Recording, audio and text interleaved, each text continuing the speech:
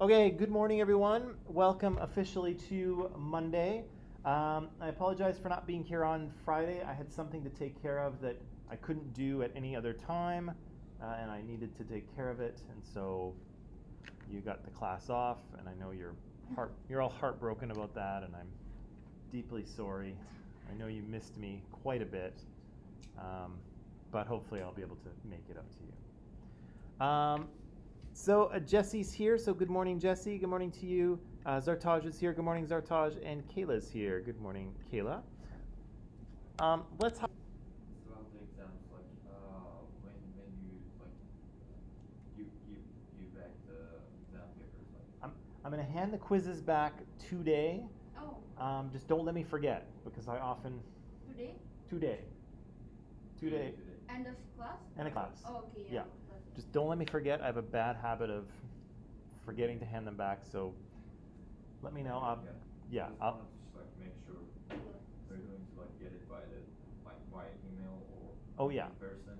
Yeah. Yes, I'm gonna do that today. Okay. Yes. Don't let me forget about that. Okay. So on Thursday, I guess it was, we had started talking about oppression, and we said that oppression was kind of a relationship, right? A situation in society where one group has more power and resource and opportunity than another group does, right? And so you can have an oppression that's based on race, that's based on gender, that's based on sexuality, religion, economic class, any of those things, right? And so I had a little chart for you that kind of demonstrated that relationship. And so again, oppression is not about what individual people do necessarily. It's kind of about how the whole machine of society works, right? So we'll get to it in a minute, but we were talking about discrimination and prejudice, and that tends to be on a more individual basis, on a one-on-one basis, but oppression has to do with how society operates, okay? And so again, nobody really has to do or not do anything for this to be the case, right? So again, you'll probably be hearing a lot this week, and maybe I'll talk about it a little bit later today. You'll be hearing a lot about Indigenous people in Canada and how they've been subjected to discrimination and racism and oppression for a few hundred years now. And again, we live in that situation, and society is constructed in a way that has pushed them aside, right? And so, we live in a society where I am in the dominant group, and I benefit from them being in the minoritized group. And again, I don't have to like that, which I don't. I don't have to agree with it, which I don't. And I don't really have to do anything. It is the way it is, right? I don't want to get too deep into this, but again, imagine if we're playing a game of Monopoly or something, like a board game. But the rules say that I get to roll 2 dice where you only get to roll 1, right? So again, we can follow the rules, and I will roll 2 dice and I'll try to win the game, and you'll roll your dice and you'll try to win the game too. But who has a better shot? Me, right? Even if I follow the rules, even if I don't do anything, I don't break the rules, I just try to play the game as best I can, and you play the game as best you can. But I have an edge, right? I have an advantage, and I'm probably going to do better. Right? Anyway, but we'll get to that. We'll get to that a little bit later. I don't want to get too far. Because, let's go here. Yeah, because we were reading this article on prejudice and discrimination on Thursday. And so I'm just going to remind you of some of the things that we did talk about. And then I think I'm just going to give you a few minutes to look over the article again, because I'm sure it's just a little fuzzy, seeing as it's been 3 or 4 days since we looked at it, right? So again, if you want to pull it out and get ready, because I'll give you some time to look over it again, but I will remind you of some of the things that you told me on Thursday, okay? So one of the things we talked about were stereotypes, right? And those were ideas about what people were like based on what we see, right? And so we might see someone as a member of a certain group, right? And we might see that they belong to that group, and therefore we might think we know something about them, Um, Similar, there's also individual stereotypes. We've kind of Eunice thought of the excellent example of the name Karen, right? Which up until 2 years ago was just a name like any other, but now it seems to be attached to a particular type of person, a particular type of woman, right? And so now when you hear that name Karen, the stereotype jumps into your mind, right? This sort of very difficult, entitled woman, right? This is what that stereotype is about. And so as soon as you see that name, the stereotype is activated, right? So stereotypes kind of are ideas about people based on what we see, right? Again, it could be their name, it could be the way they dress, it could be the color of their skin, it could be anything, right? Anything at all. We said that prejudice was a little bit different in that prejudice had an emotional component, a judgment to it, right? So stereotype is all about what, prejudice is all about how do I feel about that, right? And then we said discrimination was acting on that prejudice, right? So I gave you, I'm just going to jump ahead here. So I gave you the example of the dog, right? And there are lots of stereotypical ideas we have about dogs, right? And we did a little exercise on Thursday, and you told me that dogs were loyal and playful and fun, and their tongues hung out all the time, and they like to run and fetch things, and sometimes they like to play tug of war, and they're cuddly, and there's all these ideas about dogs. But there are also negative stereotypes about dogs, right? They bark a lot, they can be scary, they can bite, right? And certainly this is a dog that I think could be very intimidating if he wanted to, right? He's a big German Shepherd. So we have all these kind of different stereotypes about dogs. Now, what do we know about this particular dog?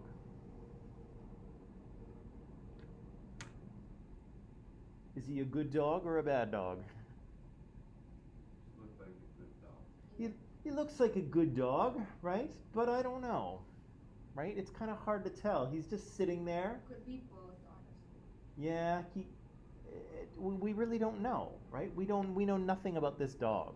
And so all we kind of have are a lot of stereotypical ideas about what dogs are like, and how we kind of view this dog has to do with our own prejudices, right? And so I think I did a quick show of hands in here on Thursday, and I asked who likes dogs, and most of us, I think, put up our hand and said we like them. And so good morning. So since we like dogs, I think we're more apt to see this dog according to our positive stereotypes, right? We have a positive prejudice towards dogs.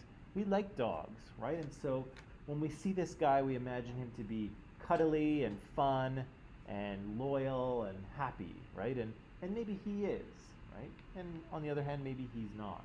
But we have these stereotypes about dogs, and they're kind of activated, they're activated by the prejudice we have toward dogs. And again, I think most of us have a positive prejudice, right? We like dogs. And therefore, we will discriminate positively in favor of the dog, right? A friend wants to come over, bring the dog, right? You see a dog, someone walking a dog in the park, you go up and say, hi, can I pet your dog, right? We do these kinds of things, right? So you positively discriminate. But if you have a negative prejudice towards dogs, you might say, no, don't bring that dog over. If somebody's, if you're at the park and somebody's, has their dog off the leash and it's not an off the leash park, you might say, hey, put your dog back on a leash, right? Good morning. Whereas if you have a positive prejudice, you're like, oh, he's fine, he needs to run, right? So depending on our prejudice towards dogs, we'll think about different kinds of stereotypes, and we will discriminate differently, right? Positively or negatively. And again, you can do both things. In this class, mostly we're worried about kind of, negative stereotypes, negative prejudices, negative discrimination, but you can positively discriminate as well, okay? Does that make sense? I think so. I feel like the dog is a good example of that kind of stuff. The other thing we talked about, or I think maybe the last thing we talked about, was this experiment in Jane Elliott's classroom, right? And so, can you kind of describe to me what that was about, how that experiment worked? Because I think we understood it, but I just want to be sure.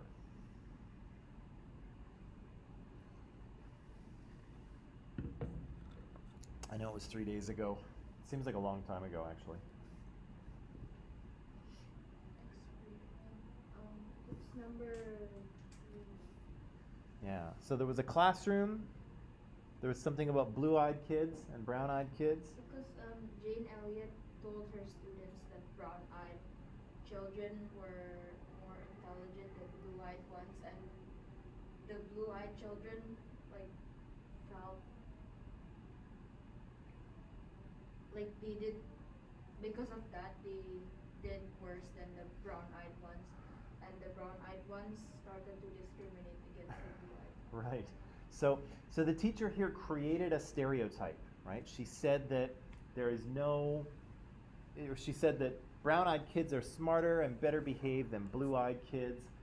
She told the students this stereotype and then kind of leaned back and watched what happened, right? And again, like Eunice said, the kids kind of internalized that stereotype, they learned it, and then they started to act on it, right? And so the brown-eyed kids not only discriminated against the blue-eyed kids, but they actually performed better on their exams, right? And similarly, the blue-eyed students their test scores started to go down, right?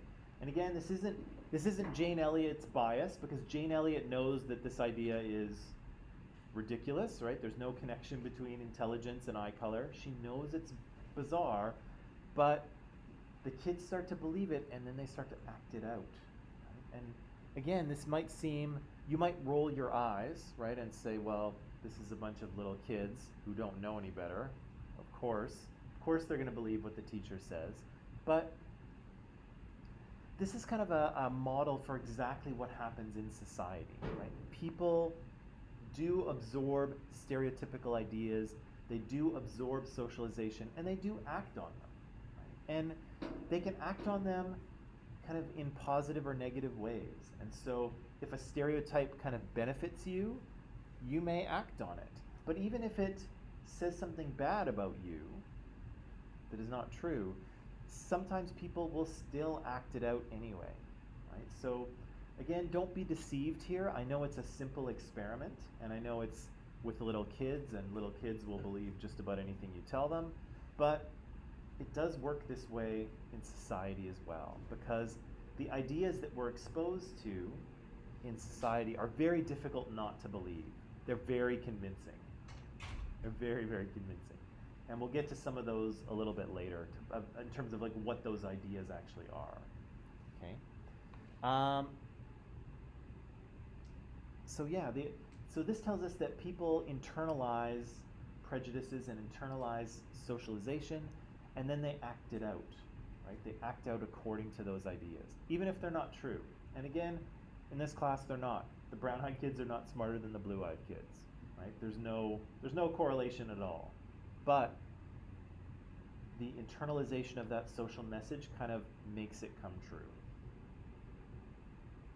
Okay. Oh yeah, and I think this is the last thing we did. The why do stereotypes remain so stable over time? I feel like, Arad, you had the answer to that, didn't you? Why stereotypes remain so stable over time? I think it's like we move them, from generation to generation, like evolve.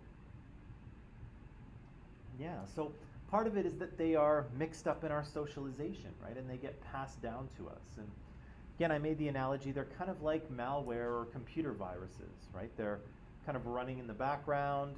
You've downloaded them from somewhere. You don't know where they come from. You don't know why it's there, but there it is, right? If you do your malware scan on your computer, there it is, right? You don't know what it is or where it came from. You don't know what it's doing. but it's there. And again, we've all absorbed ideas like that. We don't know where we got them. We don't know why they're in our head.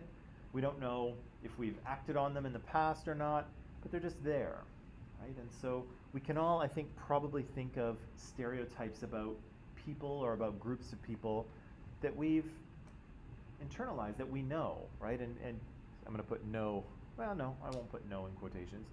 We know about stereotypes, and we don't really know where they come from sometimes. Okay. So that I think catches us up to where we were. Can I give you some time to just go over the rest of the article again to refresh your memory? Because as I say, I'm concerned that we've forgotten from Thursday. Is that okay? Is that a good use of time? Okay? You all right? Okay. So we've only got half the article here.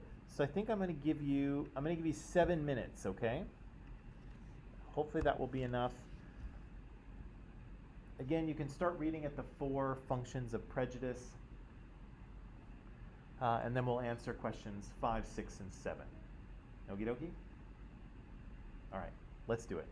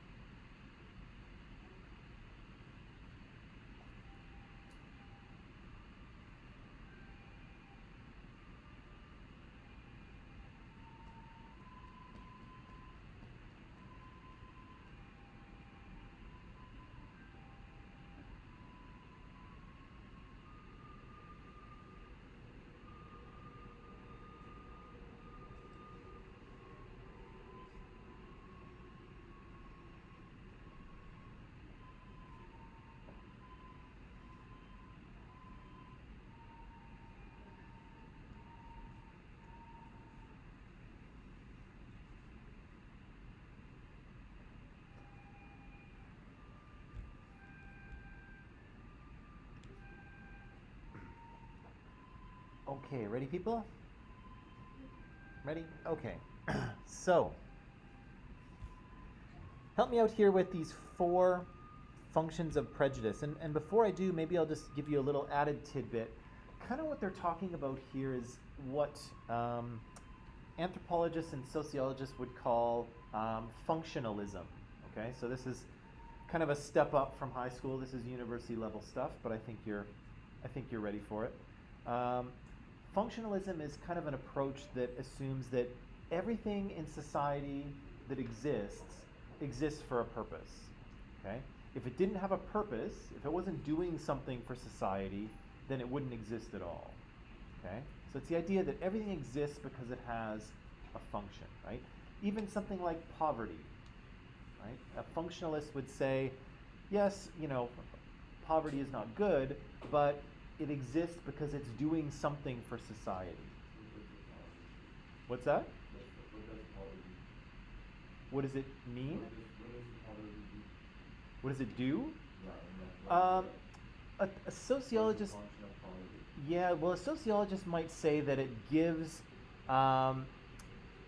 it gives motivation to people to work, for instance, because you might not want to wind up in poverty, right? So if you see people living in poverty, you're like, oh, I better work hard because I don't want to end up in poverty, or I better get a job, kind of thing. And of course, people having jobs is good for society, right?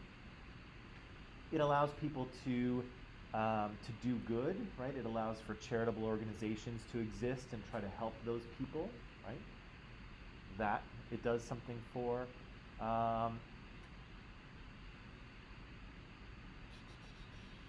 Let me just see. I'm not an expert here. That's probably like 2 of the things that a real sociologist would be able to come up with more. But those are kind of 2 functions that poverty might have. And again, it's it doesn't have to be good for everybody. It just has to do something for society. And so this functionalist theory here, this is kind of how we're looking at it. What function does prejudice serve? What does it do for people? Zartaj says here, functionality is also like having status in society. Definitely not in the context we're talking about it here, Zartaj. I think you're maybe having status in society. I'm not sure. I'm going to leave that, but we're kind of talking about something different here, in that anything that exists in society is has an existence. Okay. So, Arad and Etel, I need you with me up here, okay? Because I feel like your eyes are down a lot, and I can't tell if you're hearing me or if you're understanding, or so I need you. Okay. So, 4 functions of prejudice. What's the first one?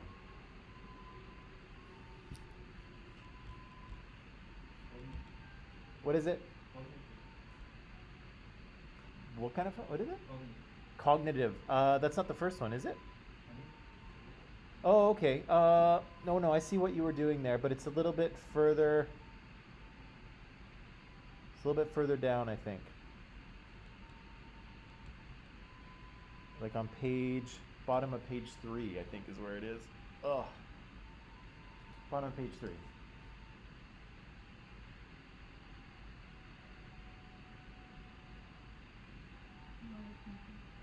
Knowledge function, right? So what does that kind of mean? What are prejudices and stereotypes doing for us?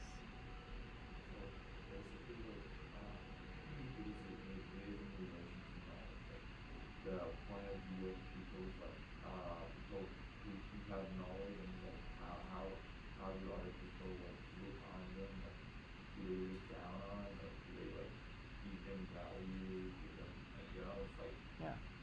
how they actually see it, how they pronounce it, how they emphasize it, like whether they emphasize people with knowledge as like smart, I don't know, like they do the mistake. That's the stereotype for that. Yeah, we just, I guess part of our socialization then is just to know about other people, right? Like Yes, what are, this is the use of knowledge. yeah, like what is the world like? What are other people like, right? What are old people like? What are kids like? What are dogs like, right? These are kind of, I know these are basic questions, but these are the kinds of things that we learn pretty early on in our lives, right? And so prejudices and stereotypes as well help us to know things about the world, right? Now, whether those things are true or not is another story, but they do help us to understand what the world is like, right? And that's useful, right? Because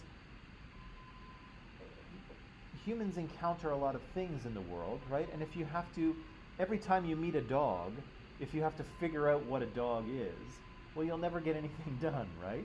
So we kind of we put things into groups, right? We're like, okay, that's a dog, and I know what dogs are like, right? So when I meet a dog, I don't have to figure it out. I know what it is already, right? And we kind of do that with everything, right? We try to figure out what things are so that when we encounter them later, we don't have to figure them out again, right? And yeah, sometimes we're correct, right? I like chocolate chip cookies, and therefore when I see a chocolate chip cookie, I don't have to bite into it and taste it to see if I like it. I know it's going to be pretty good, right? And so again, this knowledge function just allows us to learn about the world, and we do that with all kinds of things, right? We're learning about the world. What's number 2? Adjustive function. Adjustive function, what does that mean?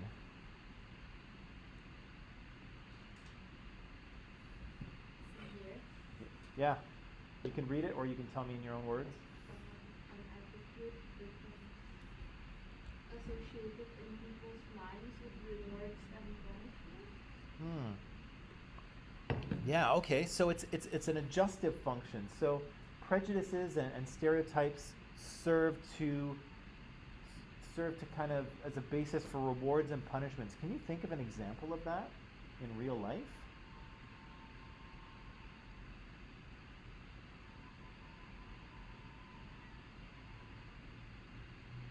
Can you think of an example of where expressing the right stereotype or prejudice can result in rewards or punishments? Are you correct or not? I mean, is it positive or you were talking about like general? Give me what you got. So for example, for indigenous people, Yep. there are lots of stereotypes. There what? There are lots of stereotypes. There are lots of stereotypes. Yeah. And so, So on like if we talk stereotypes that are wide, for example. And this is so not true. yep. But there are some stereotypes that they being helpful, but this is true. Right. And so in some ways those negative stereotypes about indigenous people, if you were to, you know, say them to other people as if you believed them, how would other people probably react? Depends on which side they are. Sure. If they're on the side of the indigenous people, so they definitely like start arguing with you or even like start fighting. Yeah. Yeah, they would punish you, right? So if you started expressing negative stereotypes and prejudices about indigenous people as if you really meant them, some people would say, "Hey, Arad, you know, you're wrong. That's racist, blah blah blah blah blah," right? They would punish you, right? They would try to stop you from doing that. But of course, if they And on the other hand, if you like say positive things about like their side, they would force you and like Yeah. yeah, that's it, and I agree with it. Yeah. Like it is normal because like each we have lots of different sides in society and then we have different peers that are not on the same side, are on different sides, either sides. So that's why like that's why you have like lots of different point of view, and that's why arguments will appear before start and like stuff like very which very appeal depends on the point of view. very true, right? But and that's all correct. But even at a more basic level, do we not reward people for liking the things that we think they should like? Yeah. Like, Yeah. wisdom is better. Yeah, like have you ever been talking about like, like shows you've been watching on Netflix or Prime or whatever, and you say to someone, you're like, "Hey, I've been watching this show, and it's really great." And they're like, "I love that show." Right? And you're like, "Yeah, yeah, you do." Right? And you kind of, and then you guys start talking about it, right? Because they're kind of expressing the right idea, right? They're expressing an idea that you believe in, and now you feel you have some sort of connection, right? And you kind of reward them, right? But think about the opposite, right? When you say, "Hey, I've been watching this show, I think it's really great, have you heard of it?" And the other person's like, "Yeah, I watched it. Thought it sucked." Right? And you're like, "What are you talking about? Like, are you insane? This is a great show," right? And it kind of like pushes you apart, right? And you kind of want to punish them a little bit, right? And so, Even in football teams, like football match times, yeah, football teams, try wearing the wrong jersey to a football match. I dare you. they'll kill you. It'll kill you, right? I know. Here, I have a hockey jersey from Edmonton that sometimes I wear. Maybe I'll wear it this week because it's orange. But sometimes I worry about wearing it here because this is Vancouver Canucks territory. This isn't Edmonton Oilers territory. So yeah, but wearing the wrong jersey, right? You'll get punished in some way or another, right? But if you wear the right jersey, you'll get rewarded somehow, right? So yeah, we kind of reward people for expressing the right views, right? The right ideas, whatever those are. What's the third one? Value expressive function. Okay, what does that mean?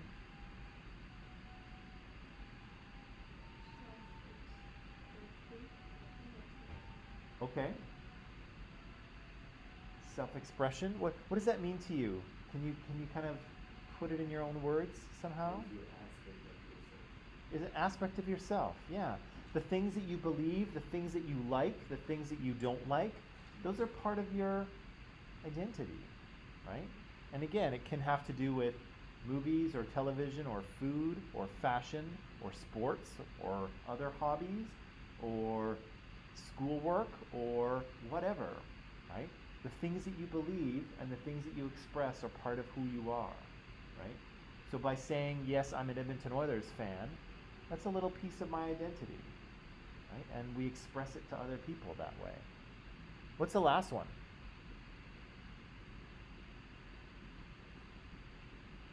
Number 4. Last function of prejudice. Ego defensive. Yeah, what does that mean?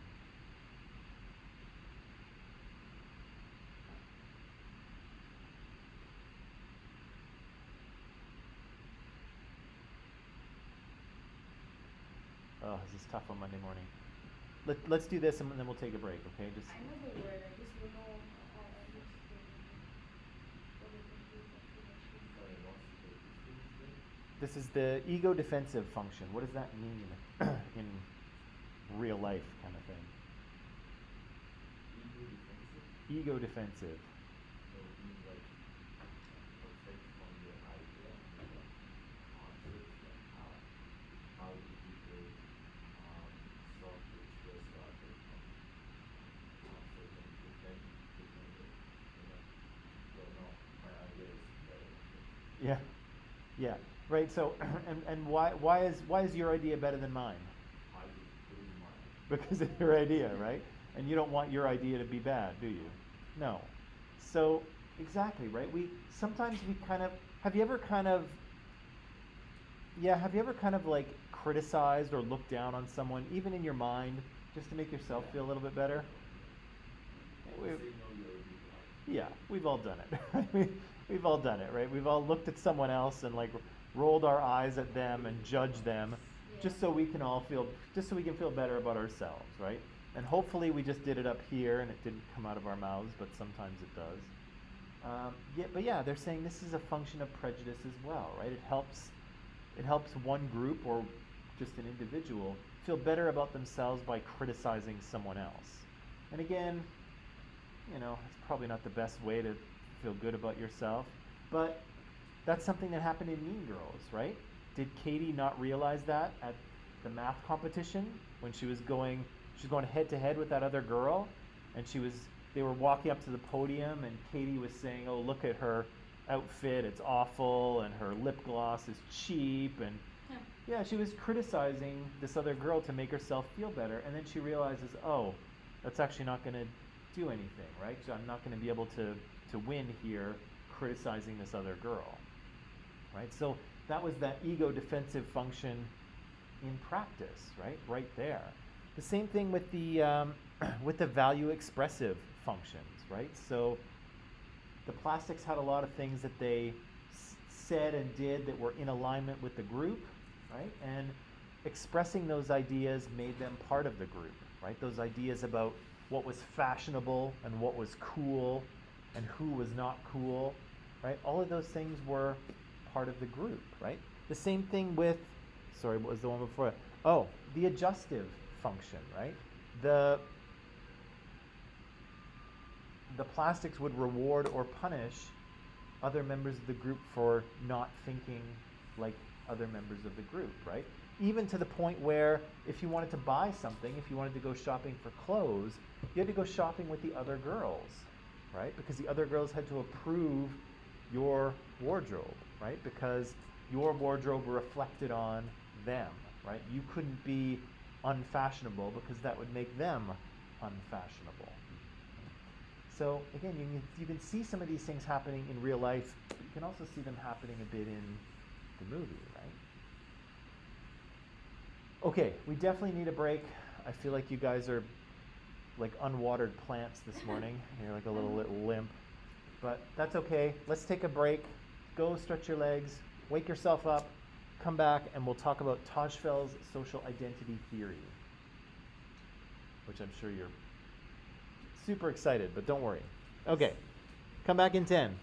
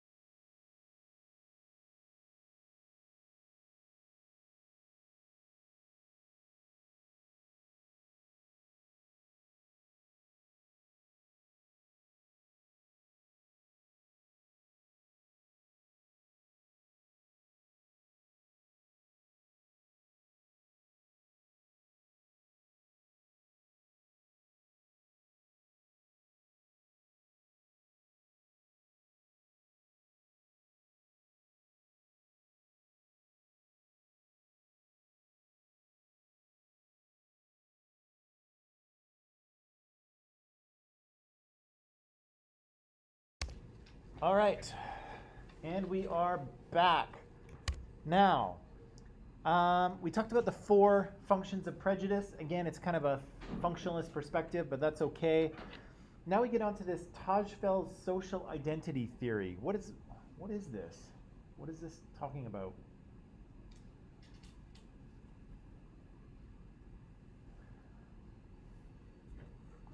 I think it's the experiment that he did. Yeah, so the article references a experiment that they did, but the experiment's kind of strange, right? I don't like it. I don't know. It doesn't make a lot of sense to me. Like, you've got these kids in cubicles and they're just giving out points. Like, I don't get it. Yeah. But let's try and explain it in our own words. What is it? What are they talking about?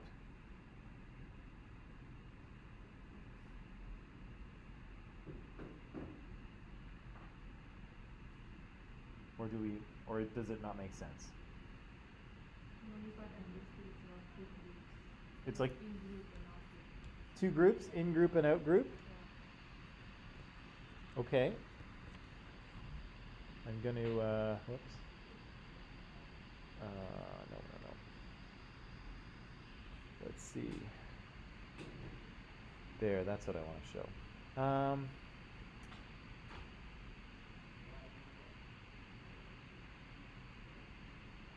There. So, this is kind of a silly little thing, but maybe not. So this Tajfel's social identity theory talks about the idea that we like to think of ourselves positively in the group that we're in, right? We like to build up the group that we're in, because if the group is awesome and we're a member of the group, what does that mean about us? That we're awesome, right? If the group is awesome and we're part of an awesome group, what does that mean we are? We're awesome, right? So we kind of build up our own group, right? We think of it in a positive way, and sometimes in contrast, we think about the opposite group in a negative way, right? This is that binary opposites thing that I talked about last week, right? The idea that we like to create 2 opposing groups for things in society, right? It's either up or down, black or white, good or bad, smart or dumb, right? North or south, right? We like to binary opposites. And so we oppose, right? We were like, okay, who are we? And then who are we not, right? And so for Canadians, to some degree, who we're not are the Americans, right? We are Canada, we're like this, and we're so good, but we're not like those Americans, because those Americans are loud and they like to shoot their guns everywhere, and, you know, they've got a lot of COVID and they've got Donald Trump, right? So we try to say, like, we're not that, we're something else, right? And so this is kind of it's a cute little cartoon, but you can kind of see these different groups that are represented, right? So if we belong to the kingdom on the left, we think about our heroic adventurers, our noble people, right? We think about our great religion and our glorious leader, right? We think about all those things. And then the people across the way, we think about them differently, right?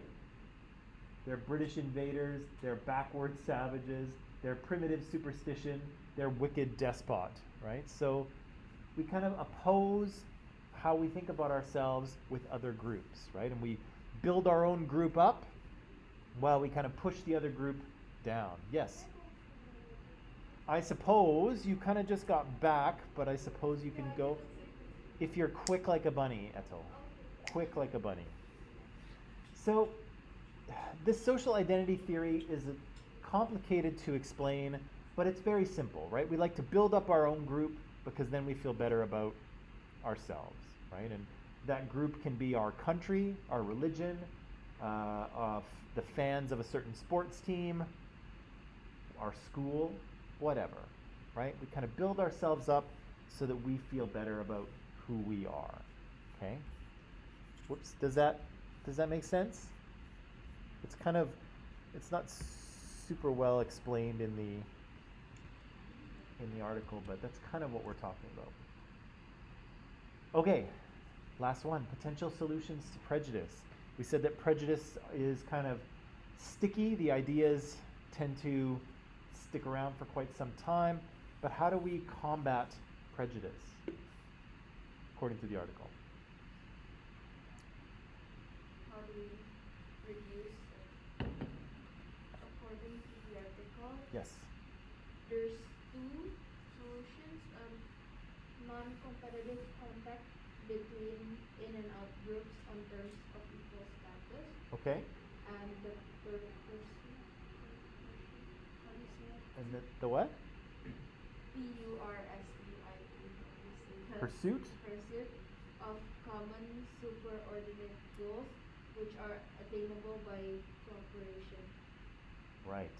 So two things. We need different groups to come into contact in a non-competitive way and in a way that doesn't reinforce the existing power structure, right? So if we think, decades back in the United States, we have black Americans and white Americans. White Americans have the power, black Americans don't. And yes, these people came into contact all the time, but they came into contact in a way that black people were normally in a subservient role, right? They were doing lower jobs in society, and so it kind of reinforced the hierarchy that was already there, and that doesn't help prejudice. That helps it stick around, right? You have to get people interacting on kind of an even footing, right? And if you can have them engaged in something where they are trying to achieve a goal that they need to cooperate to achieve it, then that works better as well, right? And if you think about it, that's almost the whole goal for a country like Canada, right? We have so many different people from so many different places. How do we get them to all work together, right? How do we work together so that we can be successful as an entire country? And that's not an easy question to answer, right? Especially in Canada, where we have lots of different types of people. People have different ideas and values. People have different prejudices to deal with. How do we get everyone kind of working together? That's the big question. And you can see how kind of destructive this is when people don't work together, right? Look at the United States, right? They're very polarized. There's the Democrats and the Republicans. The Republicans think everything the Democrats do is evil. The Democrats think everything the Republicans do is evil. And, they can just barely cooperate and move forward, right? And they can't seem to sort of find common ground and work toward a common goal. They're too busy kind of opposing each other. And so, yeah, this is an important question, not just to reduce prejudice, but to ensure that you have a successful country. How do you get people to cooperate and work together and interact in kind of a more equal way?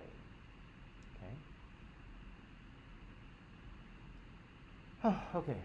How are we doing so far? Not bad? Okay. Let's see. Okay, let me see what my next slide is here. Right, okay. So we talked about stereotypes and prejudice and discrimination. We talked about the dog. Oh yeah, I wanted to show you this. Now, this had to do with the adjustive function, I think it was, and Arad was telling me that if you kind of if you held negative stereotypes and prejudices about Indigenous people, and then you started saying those in public, then you might find that people would argue with you or start a fight with you if they didn't agree, right?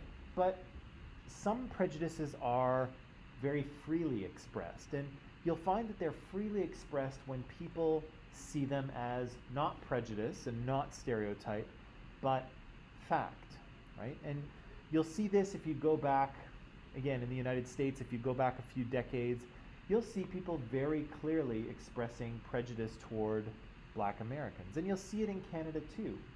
You'll see people very clearly expressing their prejudices against Indigenous people. And why? Why do they feel so comfortable to do it? Because they see it as fact. Can I give you an example? Let me give you an example. So, one current prejudice that is very, well, maybe a little less, but it's often expressed is about people who are overweight. Okay? So, what are some of the stereotypes about fat people?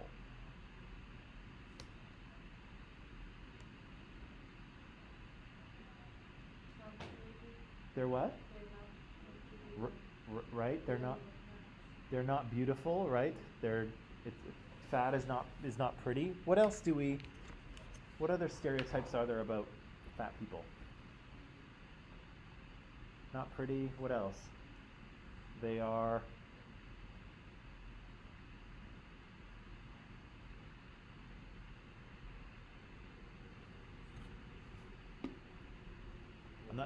I'm not saying you have to believe them. What?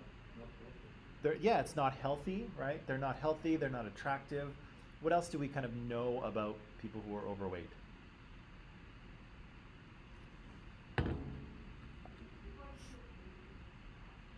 Lazy, right? That's how you get that way in the first place, right? You don't do any exercise, you just sit around eating cookies all day long, right? Lazy. What else?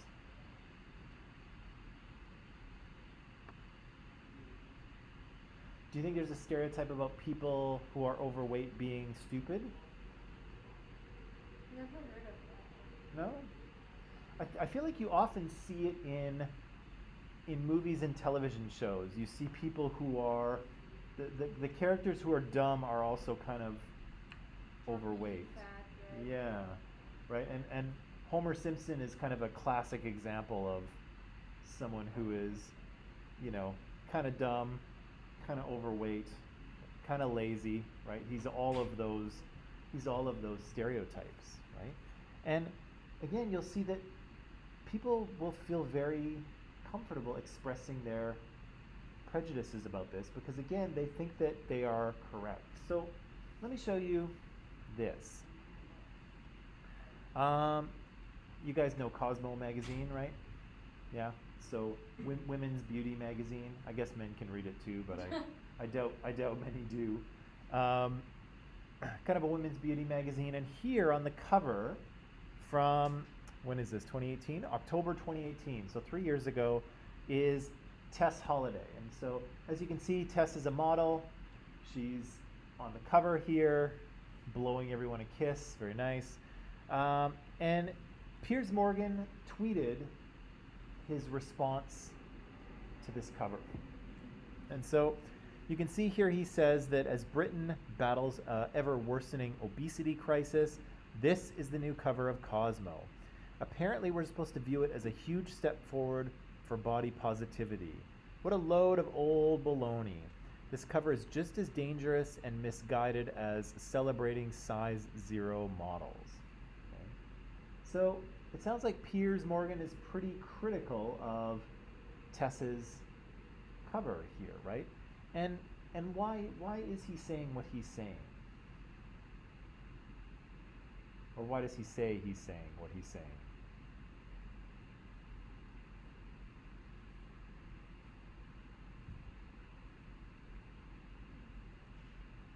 Sure. What do you think people thought about a cover like this?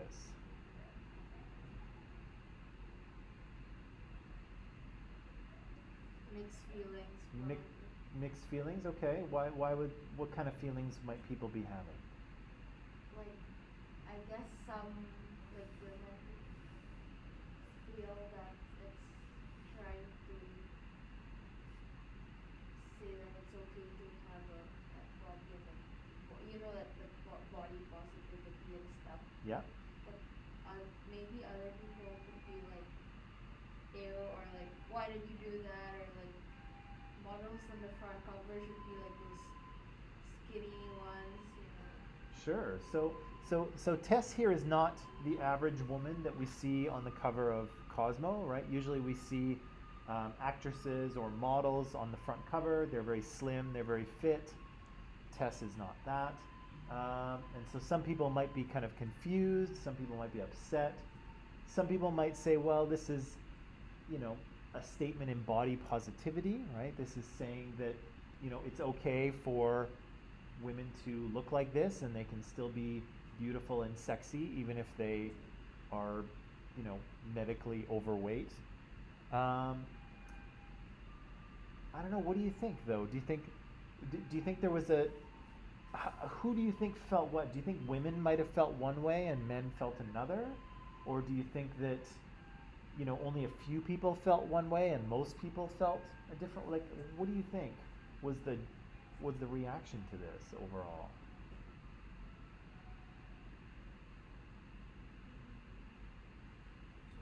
Or what's your reaction to it, if you want to tell me?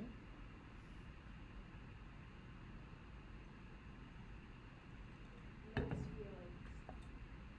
It's my first time seeing a I know. plus-size model on a magazine, like front cover, but I don't mind. I mean, it's like she's still pretty in her own way, right?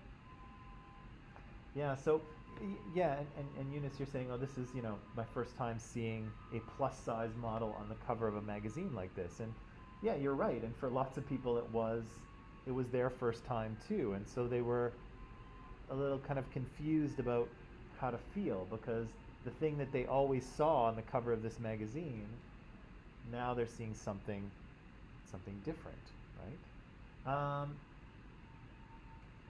Piers Morgan is saying here that Britain is in the middle of an obesity crisis, right? So a record number of people are significantly overweight or obese, and of course that can be associated with negative health outcomes, right?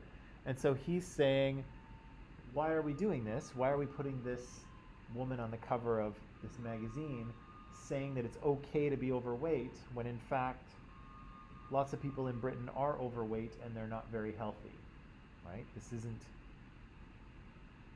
isn't good for people's health. But I don't know, is he really concerned about health, or is he expressing a prejudice here? What's going on?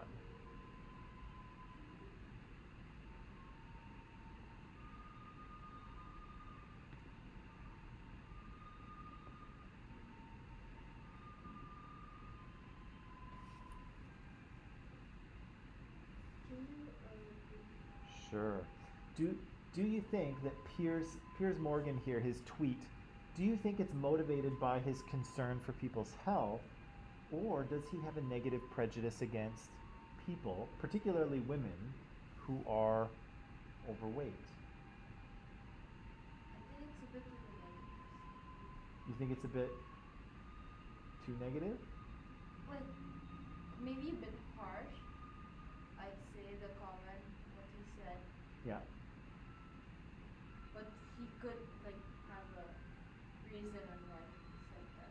He's just trying to say that being overweight or obese isn't a good thing, because, yeah, there is a lot of health issues anyways with being that size. Sure.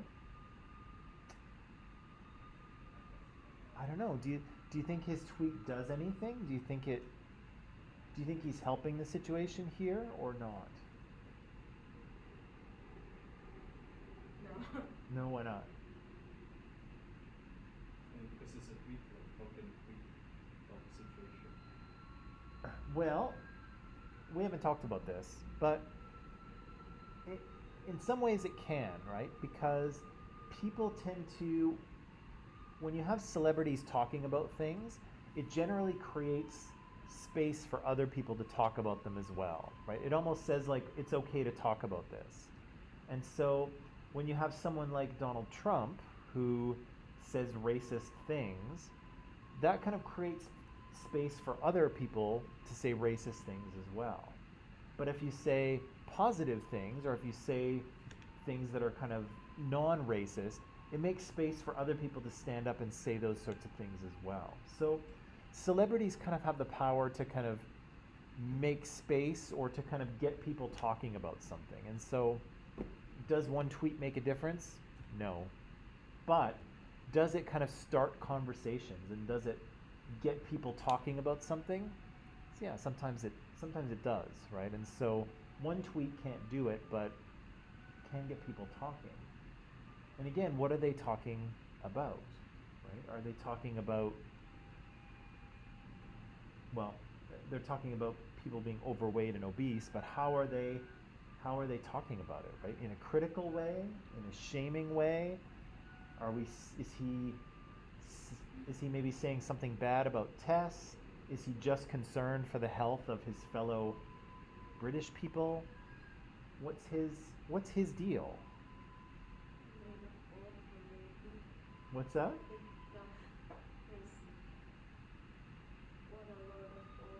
A load of old baloney. But I mean, I think he means something though. I can kind of see it now. He's like concerned for the health of two obese and two skinny models, I think. Like, he shows the problem from like two sides. He doesn't say that one side that only overweight Yeah. people are bad. He shows that there are like different borders that like you shouldn't cross. That there can be like zero size models or like also more torture. right. And it's like, and it's providing people to say, like for example, if there was a model which was suffering from anorexia, Yeah. like it wouldn't be good too because people would think, oh, it's nice to look like that, and they would be unhealthy. So then like he points out that yeah, there's one side this, and the other side is this, and you shouldn't like allow none of that. Okay. So so it's almost like he's reacting against the extremes, right? We don't want super skinny women held up as models of beauty, but we don't want overweight women held up as models of beauty either. Both of those things are unhealthy, so he claims, right? I don't know. Why do you think Cosmo put her on the cover to begin with? What do you think that the editors were thinking? Because they can put anybody on the cover, right? Why her?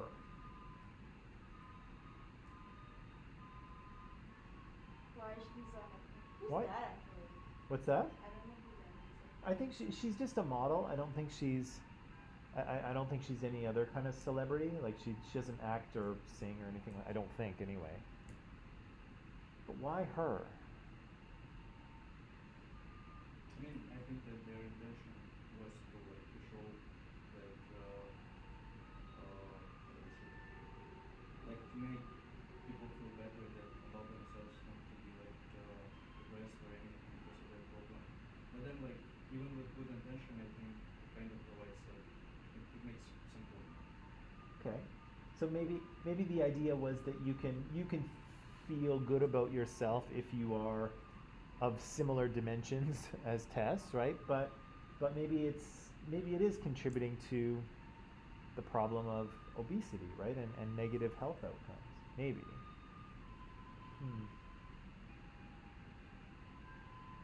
Yeah, I don't know. Edel, what do you think? You've been quiet today.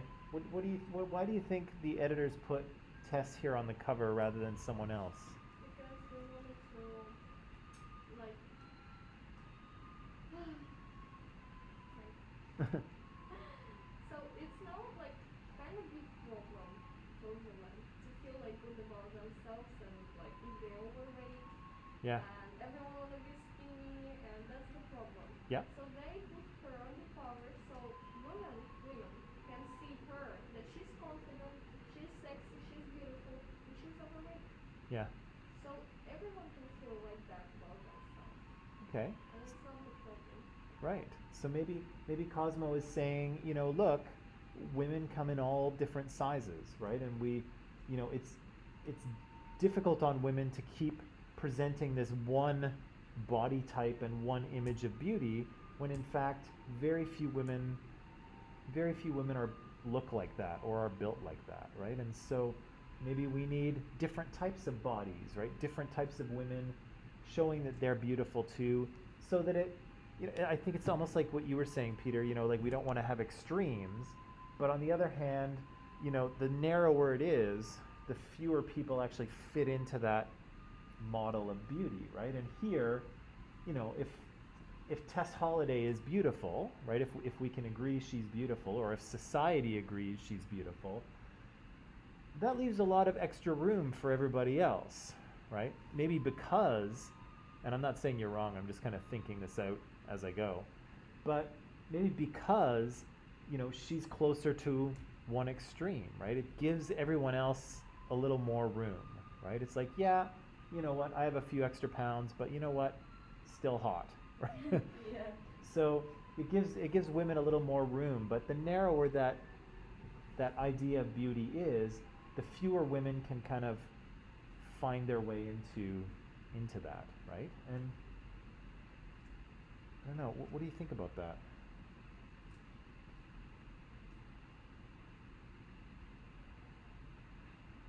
It's a tough one, right? It's a tough one because lots of things are true at the same time, right?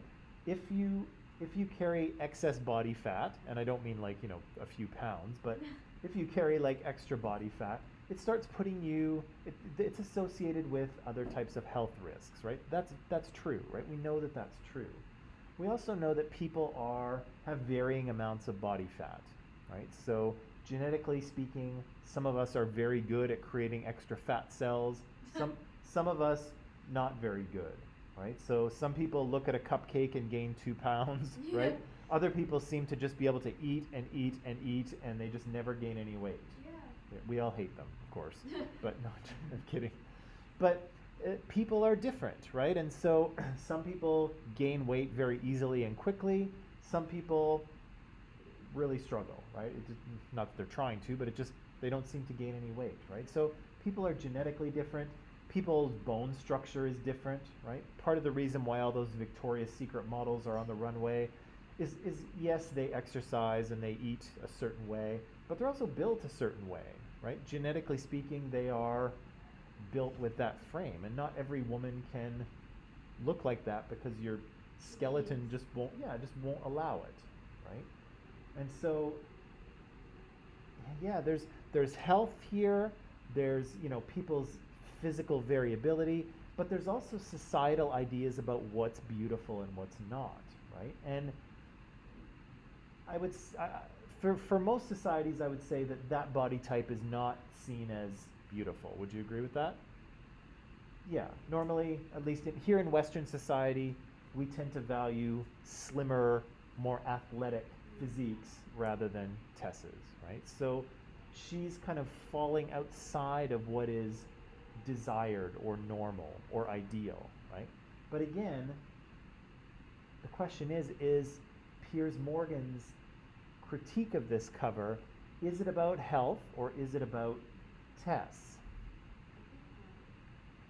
He says it's about health, and again, I don't know for sure. Again, and I don't know that there's a right answer to this. I just want you to think about it. Is he expressing his concern for health, or is he expressing a prejudice against women who are overweight? Is he fat shaming her? Is he concerned? Is he looking at Tess and saying, "Oh gosh, you look really pretty there, Tess, but I am worried about your health, right? I am worried because you are carrying extra weight. I'm worried about your blood pressure and other things." Or, I don't know. And I don't know the answer to this, but would you agree that regardless of whether Piers Morgan is expressing a prejudice here or not, would you agree that people feel very free in expressing their prejudice against overweight people in society, particularly women? I kind of think yes, right? I think I used to have some other slides in there, but I don't. I'll try and find them. I think it's true, right? Some people feel very comfortable expressing that prejudice, and I think, again, you can hide it in you can wrap it in saying, "Oh, I'm just concerned about health," but really, maybe not so much, right? Sometimes those negative comments, that fat shaming, is tied up in ideas of beauty, but also of the sort of stereotypes we have about people who are overweight, right? They are lazy, they're stupid, they have no discipline, right? They don't care about themselves or their health, right? And so, because we have these negative stereotypes, it makes it much easier for us to criticize them, right? And so, Piers Morgan here had no problem criticizing Tess, right? But again, what's his motivation? Is it socialization and prejudice? Is it concern for health? I'm not sure, right? But the prejudice is there, right? The prejudice exists in society, whether Piers Morgan is expressing it or not, right? Tough to know. Okay, so I'm going to end it there. Online people, I'll see you tomorrow, and we'll finish up oppression, and then we'll start our first kind of official type of oppression, ableism. I have a very interesting documentary for you to see. Yeah, it should be good. Okay, so I'll see you guys tomorrow. Have a nice afternoon. Au revoir.